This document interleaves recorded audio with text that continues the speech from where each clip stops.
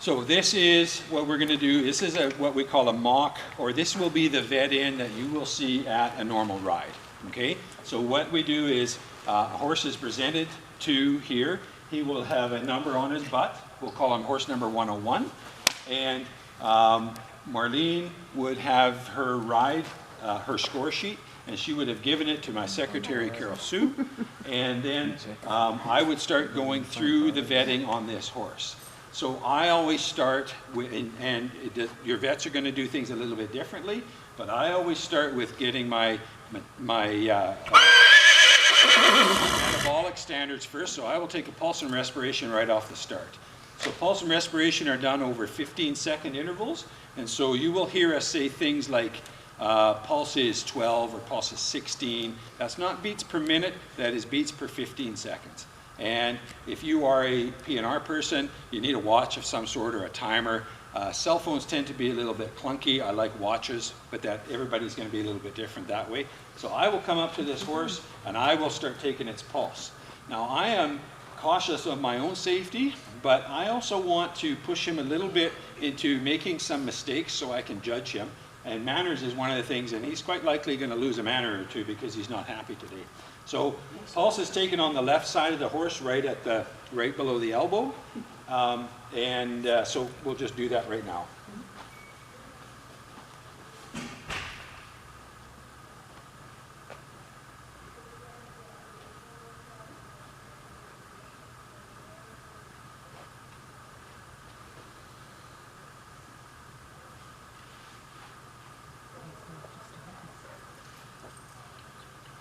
So his pulse is 12. So what I would do then is call out 12, and I would watch his breathing.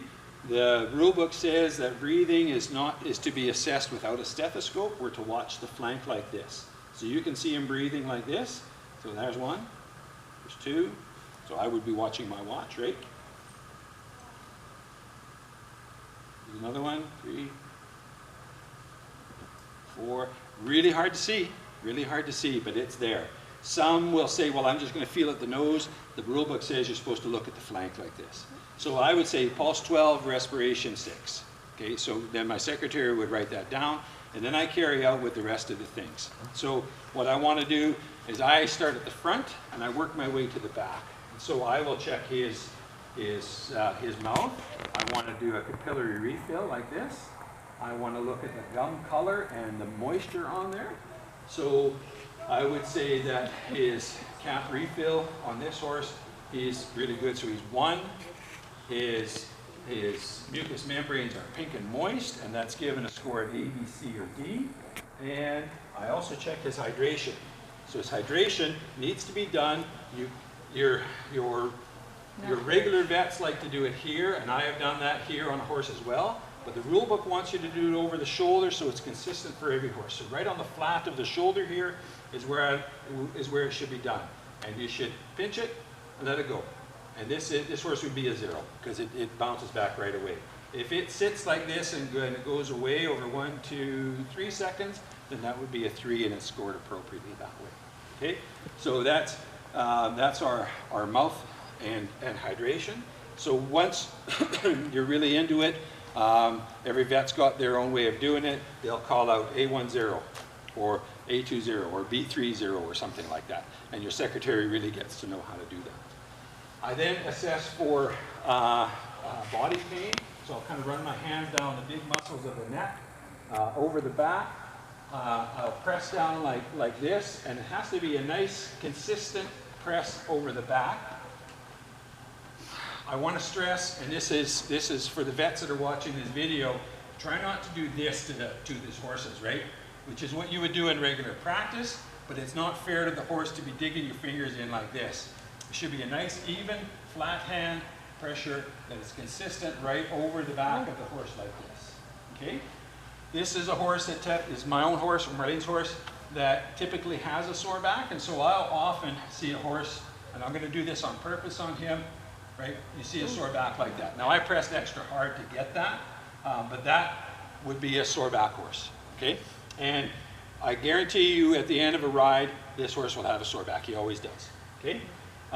You want to check You want to check tail tone, so feeling like this, and you want to feel anal tone, so sticking a finger in there and having that anus wink at you like that. That means that the horse is fit and sound. Okay, so I have checked body on this horse. Second is, or the next I want to do is just a walk around. I want to look, is there any swellings or wounds on the legs?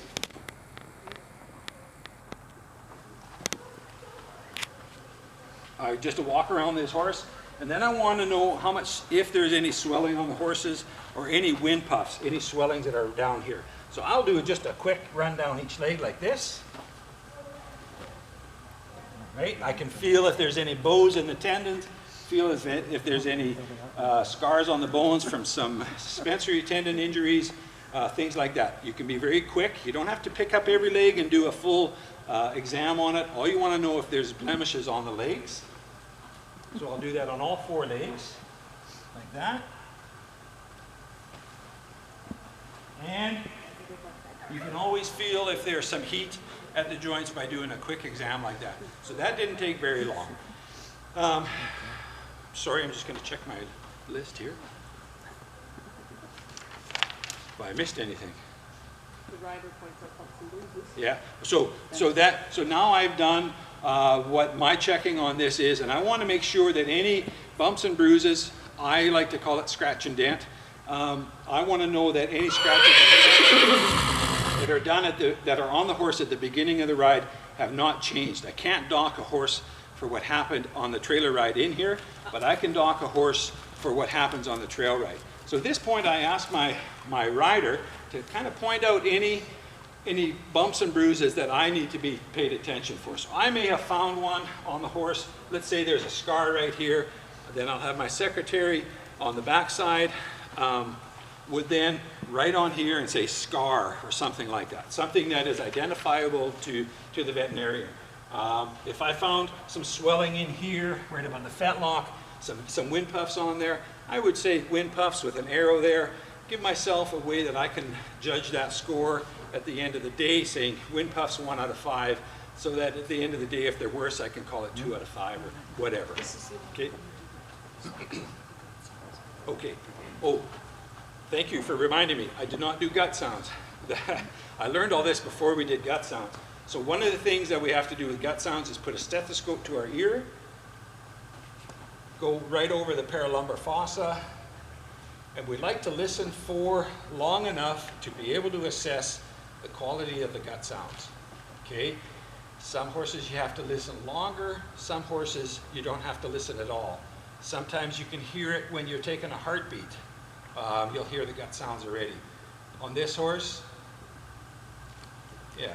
So his gut sounds are good. I'll listen on one side. If I can't hear it, I'll listen on 2 sides.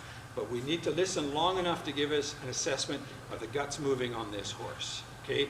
On a pre-ride, it's not that important because the horses have not been worked yet. But during the day, we want to make sure, and at the end of the day, we want to make sure that these guts are moving because that is where colics start. Okay?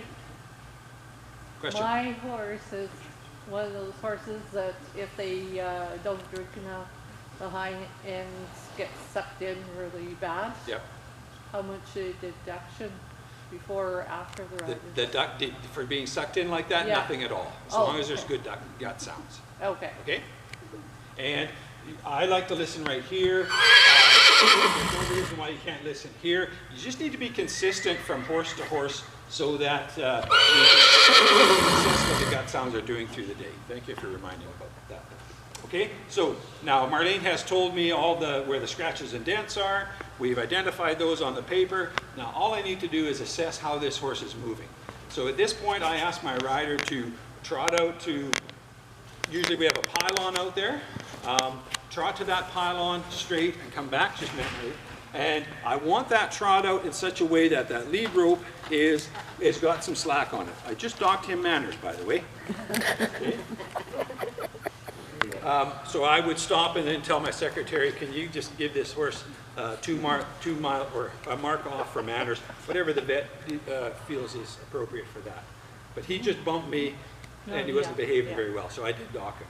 So I'm going to have Marlene trot out and then trot back. Go ahead, please.